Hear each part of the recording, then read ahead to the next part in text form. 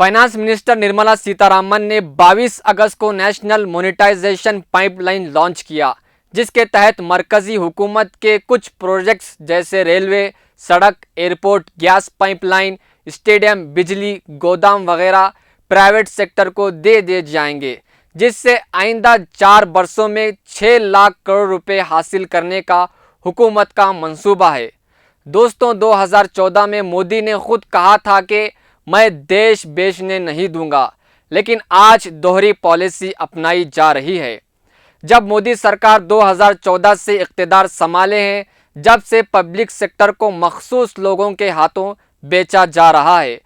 2014 में जहां PSO public sector undertaking में 16 लाख मुलाजिमीन मौजूद थे, लेकिन आज इनकी तादाद घटकर महज 9 लाख रह गई है।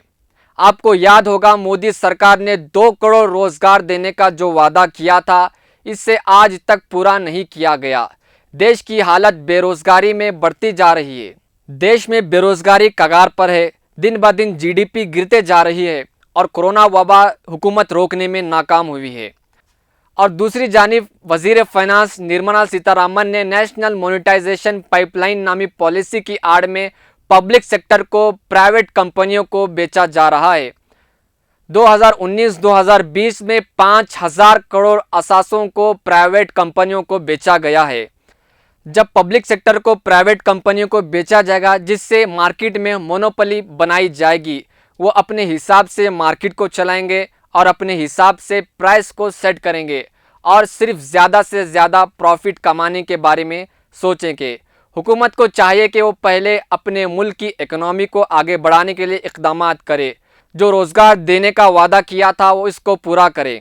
मोदी ने जो 2 करोड़ रोज़गार देने का वादा किया था, क्या वो पूरा कर पाएंगे? और अच्छे दिन वादा लाने का वादा किया था, क्या वो भी पूरा कर पाएंगे? मज़ीद खबरों और तफसीरों के लिए देखते रहे मिल्ली डाइजेस्ट।